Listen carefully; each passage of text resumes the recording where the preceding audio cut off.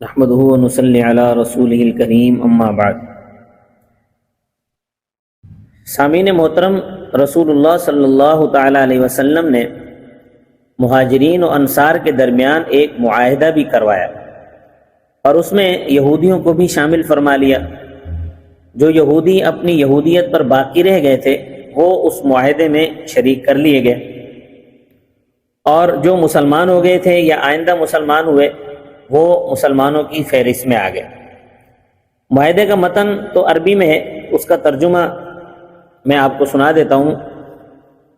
معاہدے کا ترجمہ یہ ہے کہ یہ کتاب ہے نبی محمد صلی اللہ علیہ وسلم کی طرف سے جو ایک معاہدہ ہے۔ قریش مکہ جو مسلمان ہو کر آئے اور جو یثرب یعنی مدینہ کے رہنے والے مسلمان ہیں، اور جو ان سے آ کر مل جائے اور جو ان کے ساتھ جہاد میں شرکت کرے، یہ سب امت واحدہ ہیں، اور دوسرے لوگوں سے علیحدہ ہو کر مہاجرین قریش آپس میں ایک دوسرے کی عقل دیت ادا کریں گے اور اپنے قیدی کو مال کا فدیہ دے کر بھلائی اور ایثار کے ساتھ چھڑائیں گے، اور بنو عوف اپنی حالت پر باقی رہیں گے، پرانے طریقے پر آپس میں دیتیں ادا کریں گے، اور ہر جماعت اپنے قیدیوں کو بھلائی کے ساتھ چھڑائے گی، مومنین کے درمیان انصاف کرتے ہوئے جو ہے وہ اپنے قیدیوں کو چھڑائے گی بھلائی کے ساتھ۔ بنو ساعدہ اپنی سابقہ حالت پر رہیں گے، اپنی دیتیں آپس میں ادا کریں گے، ہر جماعت اپنے قیدی کو فدیہ دے کر بھلائی کے ساتھ چھڑائے گی، اور مومنین کے درمیان انصاف قائم رہے گا، اور بنو حارث بھی اپنی حالت پر قائم رہیں گے، اپنی سابقہ دیتوں کو ادا کرتے رہیں گے، اور ہر جماعت اپنے قیدی کو فدیہ دے کر بھلائی کے ساتھ چھڑائے گی، اور مومنین کے درمیان انصاف قائم رہے گا، اور بنو جشم اپنی حالت پر رہیں گے اور اپنی سابقہ دیتوں کو ادا کرتے رہیں گے، ہر جماعت اپنے قیدی کو فدیہ دے کر بھلائی کے ساتھ چھڑائے گی، مومنین کے درمیان انصاف قائم رہے گا، اور بنو نجار اپنے طور طریقے پر رہیں گے، اپنی سابقہ دیتوں کو ادا کرتے رہیں گے، ہر جماعت اپنے قیدیوں کو فدیہ دے کر بھلائی کے ساتھ چھڑائے گی، اور مومنین کے درمیان انصاف قائم رہے گا۔ بنی عمر بن عوف بھی اپنے طریقے پر رہیں گے، اپنی پرانی دیتوں کو ادا کرتے رہیں گے، اور ہر جماعت اپنے قیدی کو بھلائی کے ساتھ چھڑائے گی، اور مومنین کے درمیان انصاف قائم رہے گا۔ اور بنی نبید اپنی حالت پر رہیں گے، اپنی پرانی دیتیں ادا کرتے رہیں گے۔ اسی طرح بنو لاؤس وہ بھی اپنے حال پر رہیں گے، یہ سب اپنے اپنے قیدی جو ہے بھلائی کے ساتھ چھڑائیں گے، مسلمانوں کے درمیان عدل و انصاف قائم رہے گا۔ اور اس بات پر بھی معاہدہ کیا جا رہا ہے کہ مومنین آپس میں اپنے درمیان کوئی ایسی چیز نہیں چھوڑیں گے جو ایک دوسرے پر بوجھ ڈالنے والی ہو، نہ فدیہ دینے کے سلسلے میں اور نہ دیت ادا کرنے کے بارے میں، اور کوئی مومن کسی مومن کے مولا کو چھوڑ کر کسی کو حلیف نہیں بنائے گا، جس سے پہلے معاہدہ ہوا اس سے مولا مراد ہے۔ بے شک مومنین متقین اس شخص پر غالب رہیں گے جو بغاوت کرے یا خفیہ طور پر کوئی ظلم کا راستہ تلاش کرے، یا فساد یا زیادتی کا یا فتنہ بین المومنین کو چاہتا ہو۔ سارے مومن ایسے ظالم شخص پر غالب رہیں گے اگرچہ ان میں سے کسی کا بیٹا ہی ہو، اور کوئی مومن کسی مومن کو کسی کافر کے بدلے میں قتل نہیں کرے گا، اور مومن کے مقابلے میں کوئی مومن کسی کافر کی مدد نہیں کرے گا بشرطے کہ مومن حق پر ہو۔ اور یہ بات بھی معاہدے میں شامل ہے کہ اللہ کی ذمہ داری ایک ہی ہے، یعنی اللہ کے نزدیک سب کے لیے انصاف ہے۔ ادنا مسلمان بھی کسی کو پناہ دے دے تو وہ سب کی ذمہ داری میں آ جائے گا، اور مومنین آپس میں ایک دوسرے کے موالی یعنی مددگار ہیں، دوسرے لوگوں کو چھوڑ کر آپس میں مددگار ہیں۔ اور یہ بات بھی معاہدے میں شامل کی جا رہی ہے کہ یہودیوں میں سے جو شخص ہمارے تابع ہو کر رہے گا اس کی مدد ہوگی، اس کے برابر حقوق ہوں گے، ان پر ظلم نہیں ہوگا۔ مسلمان آپس میں مل کر یہودیوں پر کوئی ظلم نہیں کریں گے۔ یہ بات بھی معاہدے میں طے کی جا رہی ہے کہ آپس میں اہل ایمان باسلامت رہیں گے، قتال فی سبیل اللہ میں سب برابر ہوں گے، آپس میں انصاف سے رہیں گے۔ بے شک جہاد کے لیے نکلنے والی ہر جماعت جو ہمارے ساتھ جہاد کے لیے نکلے گی اس کی مدد کے لیے ایک دوسرے کے پیچھے جماعتیں جاتی رہیں گی، اور اللہ کے راستے میں جو دشمنوں کے خون مسلمانوں کے ہاتھوں بہائے جائیں گے مومنین اس بارے میں آپس میں ایک دوسرے کی مدد کریں گے۔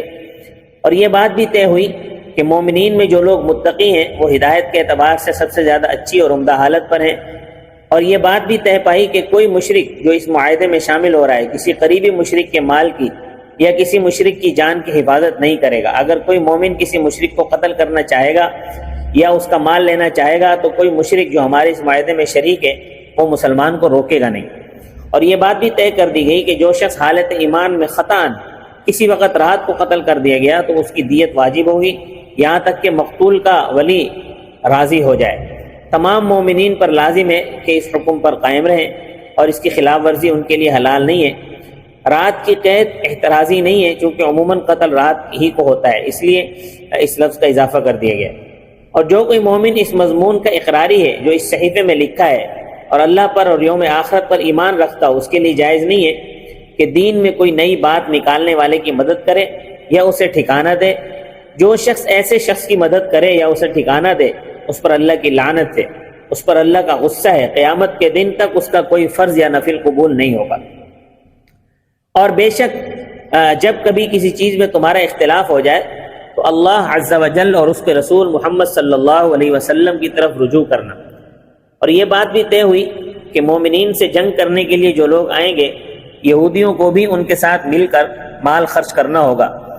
اور یہ بات بھی طے ہوئی کہ قبیلہ بنی عوف کے یہودی معاہدے میں مومنین کے ساتھ ہیں اور یہودی اپنے دین پر رہیں گے، مسلمان اپنے دین پر رہیں گے، ان کے موالی اور ان کی جانیں محفوظ ہوں گی۔ لیکن جس نے ظلم کیا اور گناہگاری اختیار کی تو وہ اپنی جان کو اور اپنے گھر والوں ہی کو مصیبت میں ڈالے گا۔ اور یہ بات بھی طے ہوئی کہ یہود بنی نجار کے لیے وہ حقوق ہیں جو یہود بنی عوف کے لیے ہیں، اور یہ کہ یہود بنو حارث کے لیے بھی وہی حقوق ہیں جو یہود بنی عوف کے لیے ہیں، اور یہ کہ یہود بنی ساعدہ کے لیے بھی وہی حقوق ہیں جو بنو عوف کے لیے، یہود بنو جشم کے لیے بھی وہی حقوق ہیں، یہود بنی لاؤس کے لیے بھی وہی حقوق ہیں، اور یہود بنی سالبہ کے لیے، یہود بنی لاؤس کے لیے یہ بھی وہی حقوق ہیں ان سب کے لیے جو بنی عوف کے لیے۔ ہاں، جس نے ظلم کیا، گناہگاری کی، وہ اپنے گھر والوں ہی کو ظلم میں ڈالے گا۔ اور یہ بھی طے پایا کہ بنی جفنا قبیلہ بنی ثعلبہ کی ایک شاخ ہے، ان سے وہی معاملہ ہوگا جو بنی ثعلبہ کے ساتھ کیا جائے گا، بنی شتیبہ سے وہی معاملہ ہوگا جو بنی عوف کی یہود سے ہوگا۔ اور یہ بات بھی واضح رہے کہ نیکی گناہگاری سے علیحدہ چیز ہے۔ اور یہ بھی طے پایا کہ بنی ثعلبہ کے موالی کے ساتھ وہی معاملہ ہوگا جو ان کے ساتھ ہوگا۔ اور یہ بھی طے پایا کہ یہودیوں میں جو ان کے خاص رازدار ہیں، ان کے اندرونی معاملات کی دیکھ بھال کرتے ہیں، اس معاہدے کے اعتبار سے وہ دیگر یہودیوں کی طرح سے ہیں، ان میں سے کوئی شخص محمد رسول اللہ صلی اللہ علیہ وسلم کی اجازت کے بغیر خروج نہیں کر سکتا۔ اور یہ بات بھی طے ہوئی کہ جو شخص کسی کو زخمی کر دے گا، زخمی کو اس زخم کا بدلہ لینے سے نہیں روکا جائے گا، الا یہ کہ جارح مجروح آپس میں صلح کر لیں۔ اور یہ بات بھی طے ہوئی کہ جو شخص کسی کا خون بہائے گا وہ اس کا خود ذمہ دار ہوگا اور اس کے اہل بیت بھی ذمہ دار ہوں گے، یعنی دیت ادا کرنے کی ان پر ذمہ داری ہوگی، مگر مظلوم کو ظلم کا بدلہ لیتے وقت ظلم کرنا جائز نہیں ہوگا۔ بلا شبہ اللہ تعالیٰ ان ساری نیک باتوں پر گواہ ہے۔ اور یہ بات بھی طے ہوئی کہ یہودیوں پر ان کے اخراجات ہوں گے، مسلمانوں پر ان کے اخراجات ہوں گے۔ اور یہ بات بھی طے پائی کہ یہود اور اہل اسلام آپس میں اس شخص کے مقابلے میں ایک دوسرے کے مددگار ہوں گے جو اس صحیفہ معاہدے میں شریک ہونے والوں سے جنگ کرے گا۔ اور یہ بات بھی طے ہوئی کہ دونوں فریق آپس میں ایک دوسرے کے خیرخواہ ہوں گے۔ نیکی اور گناہ آپس میں علیحدہ علیحدہ چیزیں ہیں، دونوں کا آپس میں جوڑ نہیں بیٹھ سکتا۔ اور یہ بات بھی طے ہوئی کہ جو شخص کسی کے ساتھ ناجائز طور پر کسی کو اپنا حلیف بنا لے تو اس سے گناہگار نہیں ہوگا۔ اور یہ بات بھی طے ہوئی کہ مظلوم کی مدد کی جائے گی۔ اور یہ بات بھی طے ہوئی کہ اہل ایمان جب تک کسی دشمن سے اہل ایمان کی جنگ ہوگی، یہودی بھی مومنین کے ساتھ اپنے مال خرچ کریں گے۔ اور شہر یثرب یعنی مدینہ منورہ محترم ہے، اس کی حرمت اس صحیفے والوں کے لیے برقرار ہے۔ جو شخص جس کا پڑوسی ہوگا اس کے حقوق ایسے ہی ہوں گے جیسے اپنے نفس کے حقوق ہیں، نہ کسی کو ضرر دیا جائے گا، نہ کسی کی نافرمانی برداشت ہوگی۔ جو شخص کسی قوم کے اندر صاحب احترام ہوگا اس کو پناہ نہیں دی جائے گی مگر اس قوم کی اجازت سے، بشرطے کہ وہ قوم اس معاہدے میں شامل نہ ہو۔ اس عہد نامے میں جو لوگ شریک ہیں ان کے درمیان اگر کوئی حادثہ پیش آ جائے گا یا کوئی ایسا اختلاف رونما ہوگا جس کی وجہ سے فساد کا اندیشہ ہو تو اسے اللہ کی طرف اور محمد رسول اللہ صلی اللہ علیہ وسلم کی طرف لے جایا جائے گا۔ اور یہ بات یقینی ہے کہ اللہ تعالیٰ اس صحیفے میں جو تقوی نیکی والی باتیں درج ہیں اللہ تعالیٰ ان سب پر گواہ ہے۔ قریش مکہ یعنی مشرکین کو اور جو شخص ان کی مدد کرے ان کو پناہ نہیں دی جائے گی، اور کہ یثرب یعنی مدینہ منورہ پر جو شخص حملہ آور ہو اس کے دفاع میں آپس میں سب ایک دوسرے کی مدد کریں گے۔ صلح کی دعوت دیں تو ان سے صلح کر لی جائے گی، جب صلح ہو جائے گی تو مومنین اپنی ذمہ داریاں پوری کریں گے۔ ہاں، جو شخص دین میں لڑائی کی بات نکالے اس کے مقابلے میں سب لوگ اپنے حصے کے مطابق جنگ کریں گے۔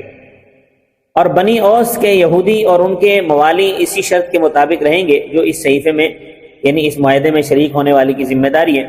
اس عہد نامے میں جو لوگ شریک ہوئے وہ حسن سلوک کے مستحق ہوں گے، اور یہ بات طے شدہ ہے کہ نیکی اور گناہ برابر نہیں ہے۔ جو بھی کوئی شخص کوئی عمل کرے گا اس کی ذمہ داری اسی پر ہوگی۔ بے شک اللہ تعالیٰ اس عہد نامے کی سچائی پر اور اس کو پورا کرنے والوں پر گواہ ہے۔ اور یہ بات بھی طے ہوئی کہ اس صحیفے کی خلاف ورزی ظالم اور گناہ گار ہی کر سکتا ہے، کہ جو شخص اپنے گھر سے نکلا وہ امن میں ہے، جو شہر مدینہ میں رہتے ہوئے اپنے گھر میں بیٹھا وہ بھی پرامن ہے، سوائے اس کے جو ظلم کرے یا گناہ گاری کا طریقہ اختیار کرے۔ بے شک اللہ تعالیٰ اس کا نگہبان ہے جو نیکی پر چلے، اس کا نگہبان ہے جو نیکی پر چلے اور تقوی اختیار کرے۔ یہ اس معاہدے کا ترجمہ تھا جو کہ ختم ہوا۔ اس معاہدے میں جو یہ لکھا ہے کہ یہودی اپنے دین پر رہیں گے اور مسلمان اپنے دین پر رہیں گے، اس کا یہ مطلب نہیں ہے کہ یہودیوں کو یہودیت پر رہنے کی اجازت دے دی گئی۔ یہ تو ایک امن و امان کا معاہدہ ہے۔ رہا ایمان و کفر کا مسئلہ وہ اپنی جگہ ہے، کیونکہ دین اسلام میں تو زبردستی نہیں ہے۔ اسے سورۃ البقرہ میں لا اکراہ فی الدین کہ دین میں زبردستی نہیں ہے۔